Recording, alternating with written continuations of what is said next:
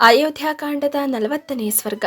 ಸೀತಾ, ರಾಮ, ಲಕ್ಷ್ಮಣರು ದಶರಥನಿಗೆ ಪ್ರದಕ್ಷಿಣೆ ಮಾಡಿ ಕೌಸಲ್ಯೆ ಮೊದಲಾದ ತಾಯಂದಿರಿಗೆ ಪ್ರಣಾಮ ಮಾಡಿದುದು. ಲಕ್ಷ್ಮಣನಿಗೆ ಸುಮಿತ್ರೆಯ ಉಪದೇಶ. ಸೀತಾದೇವಿ ಸಮೇತರಾಗಿ ರಾಮ ಲಕ್ಷ್ಮಣರು ರಥದಲ್ಲಿ ಕುಳಿತು ಅರಣ್ಯಕ್ಕೆ ಪ್ರಯಾಣ ಹೊರಟುದು. ಪುರಜನರ, ರಾಣಿ ವಾಸದವರ ಮತ್ತು ದಶರಥನ ಶೋಕಾಕುಲತೆ. ಸೀತಾ, ರಾಮ, ಲಕ್ಷ್ಮಣರು ಕೈ ಮುಗಿದುಕೊಂಡು ದೀನಭಾವದಿಂದ ದಶರಥನ ಕಾಲುಗಳನ್ನು ಮುಟ್ಟಿ ನಮಸ್ಕರಿಸಿ ಪ್ರದಕ್ಷಿಣೆ ಮಾಡಿದರು. ಧರ್ಮಜ್ಞನಾದ ಶ್ರೀರಾಮನು ತಂದೆಯಿಂದ ಅನುಮತಿಯನ್ನು ಪಡೆದು ಸೀತಾ ಸಮೇತನಾಗಿ ಕಮ್ಮನಿಗರೆಯುತ್ತಿದ್ದ ತಾಯಿಯನ್ನು ನೋಡಿ ಶೋಕಾಕುಲನಾಗಿ ಅವಳಿಗೂ ಪ್ರಣಾಮವನ್ನು ಮಾಡಿದನು.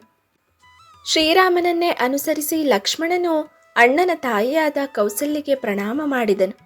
ಕೂಡಲೇ ಲಕ್ಷ್ಮಣನು ತನ್ನ ತಾಯಿಯಾದ ಸುಮಿತ್ರಾದೇವಿಯ ಕಾಲುಗಳನ್ನು ಮುಟ್ಟಿ ನಮಿಸಿದನು. ಹಾಗೆ ನಮಸ್ಕರಿಸುತ್ತಿದ್ದ ಮಹಾಬಾಹುವಾದ ಲಕ್ಷ್ಮಣನನ್ನು ತಾಯಿಯಾದ ಸುಮಿತ್ರಾದೇವಿಯು ಹಿಡಿದೆತ್ತಿ ನೆತ್ತಿಯನ್ನು ಆಘ್ರಾಣಿಸಿ ಮಗನಿಗೆ ಹಿತವನ್ನುಂಟು ಮಾಡುವ ಆಶಯದಿಂದ ಅವನೊಡನೆ ಹೇಳಿದಳು, ಪುತ್ರ, ಸತ್ಪುರುಷರಲ್ಲಿ ವಿಶೇಷವಾಗಿ ಅನುರಕ್ತರಾಗಿರುವ ನೀನು ವನವಾಸಕ್ಕಾಗಿಯೇ ಬ್ರಹ್ಮನಿಂದ ಸೃಷ್ಟಿಸಲ್ಪಟ್ಟಿರುವೆ. ಶ್ರೀರಾಮನು ಸೀತಾ ಸಮೇತನಾಗಿ ಹೋಗುತ್ತಿರುವಾಗ ಅವರ ರಕ್ಷಣೆಯ ವಿಷಯದಲ್ಲಿ ಅಜಾಗರೂಕನಾಗಿರಬೇಡ. ನಿಷ್ಪಾಪನೇ, ಶ್ರೀರಾಮನು ವ್ಯಸನಿಯೇ ಆಗಿರಲಿ, ಸಮೃದ್ಧನೇ ಆಗಿರಲಿ, ಇವನೇ ನಿನಗೆ ಶರಣ್ಯನು. ಕಿರಿಯರು ಅಣ್ಣನ ಅಧೀನದಲ್ಲಿರುವುದೇ ಈ ಲೋಕದಲ್ಲಿ ಸತ್ಪುರುಷರ ಧರ್ಮವಾಗಿರುತ್ತವೆ. ಜ್ಯೇಷ್ಠಾನುವರ್ತನೆ ಎಂಬ ಸನಾತನವಾದ ಈ ಆಚರಣೆಯು ನಮ್ಮ ಕುಲಧರ್ಮಕ್ಕೂ ಅನುರೂಪವಾಗಿಯೇ ಇದೆ. ದಾನ ಮಾಡುವುದು, ಯಜ್ಞಗಳಲ್ಲಿ ದೀಕ್ಷಿತನಾಗುವುದು ಮತ್ತು ಯುದ್ಧಗಳಲ್ಲಿ ಪ್ರಾಣತ್ಯಾಗ ಮಾಡುವುದು ಇವೆಲ್ಲವೂ ಕ್ಷತ್ರಿಯರಿಗೆ ಧರ್ಮವಾಗಿರುವಂತೆ ಜ್ಯೇಷ್ಠಾನುವರ್ತನವೆಂಬುದು ಕ್ಷತ್ರಿಯರ ಧರ್ಮವೇ ಆಗಿದೆ. ಸುಮಿತ್ರಾದೇವಿಯು ಲಕ್ಷ್ಮಣನಿಗೆ ಹೀಗೆ ಹೇಳಿ ಪ್ರಯಾಣಕ್ಕೆ ಸಿದ್ಧನಾಗಿದ್ದ ರಾಘವನನ್ನು ಕಂಡು, ಹೋಗಿ ಬಾ ರಾಮ, ನಿನಗೆ ಮಂಗಳವಾಗಲಿ ಎಂದು ಹರಸುತ್ತಾ ಪುನಃ ಲಕ್ಷ್ಮಣನಿಗೆ ಹೇಳಿದಳು, ಮಗು ಲಕ್ಷ್ಮಣ, ಶ್ರೀರಾಮನನ್ನೇ ತಂದೆಯಾದ ದಶರಥನೆಂದು ಭಾವಿಸು. ಅತ್ತಿಗೆಯಾದ ಜನಕನ ಮಗಳಾದ ಸೀತೆಯನ್ನೇ ನಾನೆಂದು ಭಾವಿಸು. ಅರಣ್ಯವನ್ನೇ ಅಯೋಧ್ಯೆ ಎಂದು ತಿಳಿ. ಈ ಭಾವನೆಯನ್ನು ಮನಸ್ಸಿನಲ್ಲಿಟ್ಟುಕೊಂಡು ಸುಖವಾಗಿ ಪ್ರಯಾಣ ಮಾಡು. ಬಳಿಕ ವಿನೀತನಾದ ವಿನಯಜ್ಞನಾದ ಸುಮಂತ್ರನು ಕೈ ಮುಗಿದುಕೊಂಡು ಶ್ರೀರಾಮನ ಮುಂದೆ ನಿಂತು ಸಾರಥಿಯಾದ ಮಾತಾಲಿಯು ಇಂದ್ರನೊಡನೆ ಮಾತನಾಡುವಂತೆ ಶ್ರೀರಾಮನಿಗೆ ಹೇಳಿದನು. ಮಹಾಯಶೋವಂತನಾದ ರಾಜಪುತ್ರನೇ, ನಿನಗೆ ಮಂಗಳವಾಗಲಿ. ರಥವನ್ನು ಹತ್ತು. ನೀನು ಎಲ್ಲಿಗೆ ಕರೆದೊಯ್ಯಬೇಕೆಂದು ಆಜ್ಞಾಪಿಸುವೆಯೋ ಅಲ್ಲಿಗೆ ನಿನ್ನನ್ನು ಕರೆದೊಯ್ಯುತ್ತೇನೆ. ಕೈಕೇಯಿಯಿಂದ ಪ್ರಚೋದಿತನಾದ ನೀನು 14 ವರ್ಷಗಳ ವನವಾಸವನ್ನು ಇಂದಿನಿಂದಲೇ ಪ್ರಾರಂಭಿಸಬೇಕಾಗಿದೆ.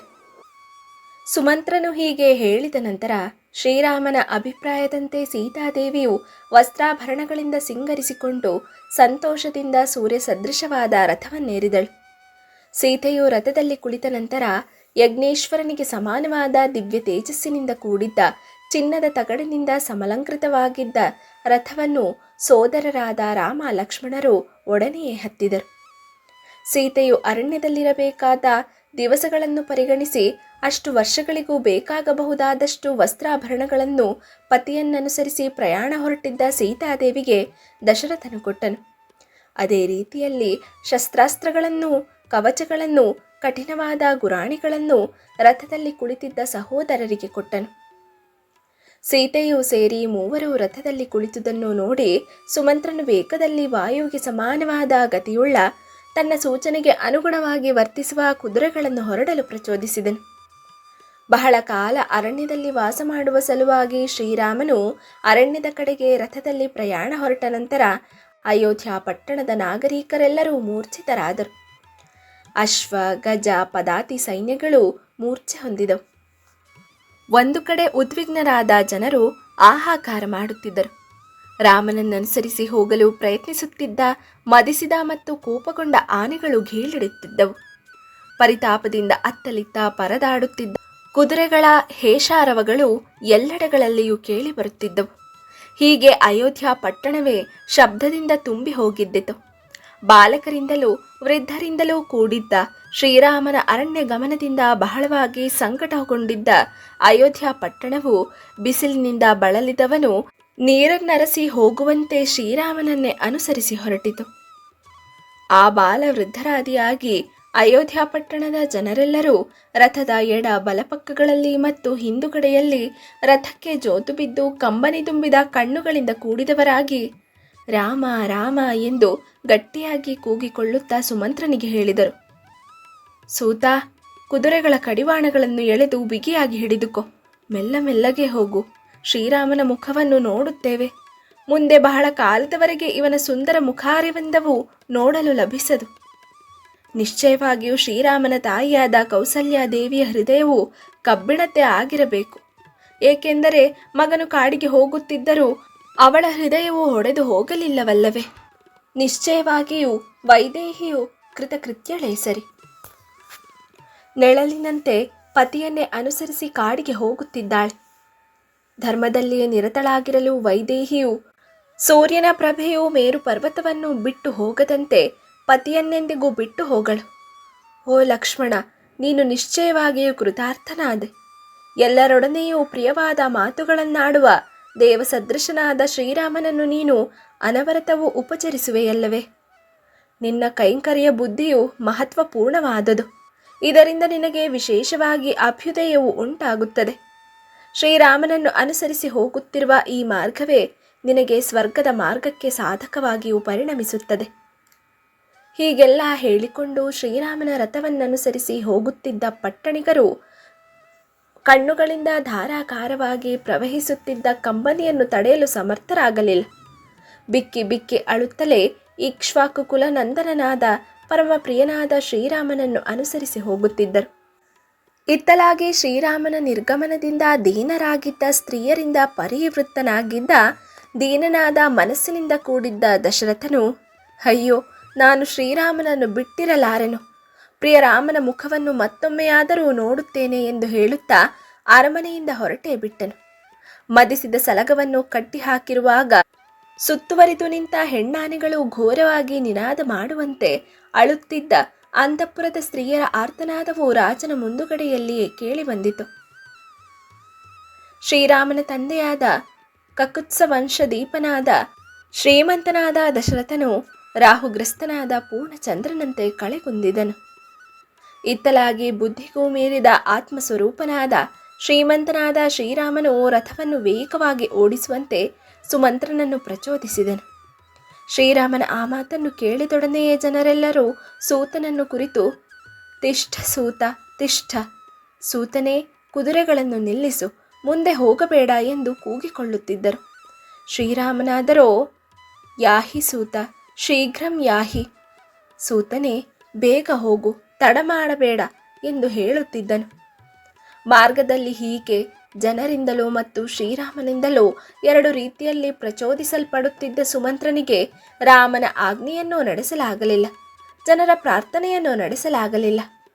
ಮಹಾಬಾಹುವಾದ ಶ್ರೀರಾಮನು ಮುಂದೆ ಹೋಗುತ್ತಿರುವಾಗ ರಥಚಕ್ರಗಳಿಂದ ಹುಟ್ಟಿದ ಧೂಳಿಯು ಪುರಜನರ ಕಣ್ಣೀರಿನ ಸೇಚನೆಯಿಂದಲೇ ಉಡುಗಿ ಹೋಯಿತು. ಶ್ರೀರಾಘವನ ಪ್ರಯಾಣದಿಂದಾಗಿ ಅಯೋಧ್ಯ ಪಟ್ಟಣವು ಪ್ರಜೆಗಳ ಕಣ್ಣೀರಿನಿಂದ ತೊಯ್ದು ಹೋಯಿತು.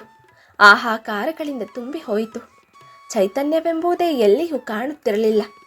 ಹೀಗೆ ಆ ಪಟ್ಟಣವು ಅತ್ಯಂತ ಪೀಡೆಗೊಳಗಾಯಿತು. ಸರೋವರದಲ್ಲಿ ಮೀನುಗಳ ಸಂಚಲನೆಯಿಂದ ಅಲುಗಾಡಿಸಲ್ಪಟ್ಟ ತಾವರೆಯ ಹೂಗಳಿಂದ ಜಲಬಿಂದುಗಳು ತೊಟ್ಟಿಕ್ಕುವಂತೆ ರಾಮ ವಿಯೋಗ ದುಃಖದಿಂದ ಉಂಟಾದ ಕಣ್ಣೀರು ಸ್ತ್ರೀಯರ ಕಣ್ಣುಗಳಿಂದ ತೊಟ್ಟಿಕ್ಕುತ್ತಿದ್ದಿತು. ಒಂದು ರೀತಿಯ ವ್ಯಾಕುಲಿತವಾದ ಮನಸ್ಸಿನಿಂದ ಕೂಡಿದ್ದ ಪಟ್ಟಣವನ್ನು ಕಂಡು ದಶರಥ ರಾಜನು ಬುಡವನ್ನು ಕತ್ತರಿಸಿದ ವೃಕ್ಷದಂತೆ ದೊಪ್ಪನೆ ಕೆಳಗೆ ಬಿದ್ದನು. ಮೂರ್ಛಿತನಾಗಿ ಕೆಳಗೆ ಬೀಳುತ್ತಿದ್ದ ದುಃಖಾಕುಲನಾಗಿದ್ದ ರಾಜನನ್ನು ನೋಡಿ ಶ್ರೀರಾಮನ ರಥದ ಹಿಂಬದಿಯಲ್ಲಿದ್ದ ಜನರೆಲ್ಲರೂ ಕೋಲಾಹಲ ಶಬ್ದಗಳನ್ನು ಮಾಡಿದರು. ಅಯ್ಯೋ, ರಾಜನು ಬಿದ್ದು ಹೋದನಲ್ಲ ಎಂದು ಕೂಗಿಕೊಂಡರು. ಹಾ ರಾಮ, ಇತ್ತಲಾಗಿ ನೋಡು, ರಾಜನು ಬಿದ್ದು ಹೋಗುತ್ತಿದ್ದಾನೆ ಎಂದು ಕೆಲವರು ಕೂಗಿಕೊಳ್ಳುತ್ತಿದ್ದರು. ತಾಯಿ ಕೌಸಲ್ಯೆ, ಎಲ್ಲಿರುವೆ? ರಾಜನನ್ನು ಸಂತೈಸು ಎಂದು ಮತ್ತೆ ಕೆಲವರು ಕೂಗಿಕೊಳ್ಳುತ್ತಿದ್ದರು. ಅಂತಃಪುರದ ಸ್ತ್ರೀಯರೆಲ್ಲರೂ ಹೀಗೆ ಕೂಗಿಕೊಂಡು ರೋದನ ಮಾಡುತ್ತಿದ್ದರು. ರೋದನ ಮಾಡುತ್ತಿದ್ದ ಜನರನ್ನು ಹಿಂದಿರುಗಿ ನೋಡಿದ ಶ್ರೀರಾಮನು ವಿಷಣ್ಣನು, ಭ್ರಾಂತನಾಗಿದ್ದ ರಾಜನು ಮತ್ತು ತಾಯಿಯು ತನ್ನನ್ನು ಹಿಂಬಾಲಿಸಿಕೊಂಡೇ ಬರುತ್ತಿರುವುದನ್ನು ನೋಡಿದನು. ಹಗ್ಗದಿಂದ ಕಟ್ಟಲ್ಪಟ್ಟ ಕುದುರೆ ಮರಿಯು ಯಾವ ರೀತಿಯಲ್ಲಿ ತಾಯಿಗುದುರೆಯನ್ನು ಕಂಡರೂ ಅದರ ಸಮೀಪಕ್ಕೆ ಹೋಗಲಾರದೋ ಅದೇ ರೀತಿಯಲ್ಲಿ ಧರ್ಮಪಾಶದಿಂದ ಕಟ್ಟಲ್ಪಟ್ಟಿದ್ದ ಶ್ರೀರಾಮನು ಬಹಿರಂಗವಾಗಿ ತನ್ನ ತಂದೆ ತಾಯಿಗಳ ಕಡೆಗೆ ನೋಡಲಿಲ್ಲ. ಪಲ್ಲಕ್ಕಿಯಲ್ಲಿ ಕುಳಿತು ಬರಬೇಕಾಗಿದ್ದ ಕೌಸಲ್ಯ ದಶರಥರು ಕಾಲ್ನಡಿಗೆಯಲ್ಲಿಯೇ ಬರುತ್ತಿದ್ದರು. ದುಃಖ ಪಡಲು ಯೋಗ್ಯರಾಗಿರಲಿಲ್ಲ, ಸುಖ ಪಡಲು ಯೋಗ್ಯರಾಗಿದ್ದರು. ಅಂಥ ತಂದೆ ತಾಯಿಗಳನ್ನು ನೋಡಿ ಶ್ರೀರಾಮನು ಶೀಘ್ರವಾಗಿ ಮುನ್ನಡೆಯುವಂತೆ ಸಾರಥಿಯನ್ನು ಪ್ರಚೋದಿಸಿದನು. ಪುರುಷ ಸಿಂಹನಾದ ಶ್ರೀರಾಮನಿಗೆ ಅಂಕುಶದಿಂದ ಪ್ರಹರಿಸಲ್ಪಟ್ಟ ಆನೆಯಂತೆ ತಾಯಿ ತಂದೆಗಳ ದುಃಖಜನಕವಾದ ಪರಿಸ್ಥಿತಿಯನ್ನು ನೋಡಿ ಸಹಿಸಿಕೊಳ್ಳಲು ಸಾಧ್ಯವಾಗಲಿಲ್ಲ. ಗೋಶಾಲೆಯಲ್ಲಿ ಕಟ್ಟಿರುವ ತನ್ನ ಕರುವಿನ ಮೇಲಿರುವ ವಾತ್ಸಲ್ಯದಿಂದ ತಾಯಿ ಹಸುವು ಯಾವ ರೀತಿಯಲ್ಲಿ ಕಂದನನ್ನು ಕಾಣುವ ಸಲುವಾಗಿ ಗೋಶಾಲೆಯ ಕಡೆಗೆ ಓಡಿ ಬರುವುದೋ ಅದೇ ರೀತಿಯಲ್ಲಿ ಧರ್ಮಪಾಶದಿಂದ ಬದ್ಧನಾಗಿ ರಥದಲ್ಲಿ ಕುಳಿತಿದ್ದ ತನ್ನ ಮಗನನ್ನು ಕಾಣುವ ಸಲುವಾಗಿ ಕೌಸಲ್ಯ ದೇವಿಯು ಧಾವಿಸಿ ಬಂದಳು. ಕೌಸಲ್ಯ ದೇವಿಯು ರೋದನ ಮಾಡುತ್ತಾ ರಥದ ಹಿಂದೆ ಓಡೋಡಿ ಬರುತ್ತಿದ್ದಳು. ರಾಮ, ಸೀತೆ, ಲಕ್ಷ್ಮಣ, ನಿಮ್ಮನ್ನೊಮ್ಮೆ ನೋಡಿ ಹೋಗುವೆನು, ನೆಲ್ಲಿರಿ, ಅಯ್ಯೋ ಎಂದು ಕೂಗಿಕೊಳ್ಳುತ್ತಿದ್ದಳು. ರಾಮ, ಲಕ್ಷ್ಮಣ, ಸೀತೆಯರ ಸಲುವಾಗಿ ಕಣ್ಣೀರು ಸುರಿಸುತ್ತಿದ್ದಳು. ನರ್ತಕಿಯಂತೆ ಅತ್ತಲಿತ್ತ ಪರಿಭ್ರಮಿಸುತ್ತಾ ಬರುತ್ತಿದ್ದ ತಾಯಿಯನ್ನು ಶ್ರೀರಾಮನೊಮ್ಮೆ ನೋಡಿದನು. ಆ ಸಮಯದಲ್ಲಿ ರಾಜನು ಸುಮಂತ್ರನನ್ನು ಕೂಗಿ ರಥವನ್ನು ನಿಲ್ಲಿಸುವಂತೆ ಹೇಳಿದನು. ಶ್ರೀರಾಮನು ಮಾತ್ರ ಯಾಹಿ ಯಾಹಿ, ಮುಂದೆ ಹೋಗು, ರಥವನ್ನು ನಿಲ್ಲಿಸಬೇಡ ಎಂದು ಪದೇ ಪದೇ ಹೇಳುತ್ತಲೇ ಇದ್ದನು. 2 ಚಕ್ರಗಳ ಮಧ್ಯದಲ್ಲಿ ಸಿಕ್ಕಿ ಹಾಕಿಕೊಂಡವನಂತೆ ಸಾರಥಿಯಾಗಿದ್ದ ಸುಮಂತ್ರನ ಮನಸ್ಸು ಸಂಕಟಪಟ್ಟಿತು.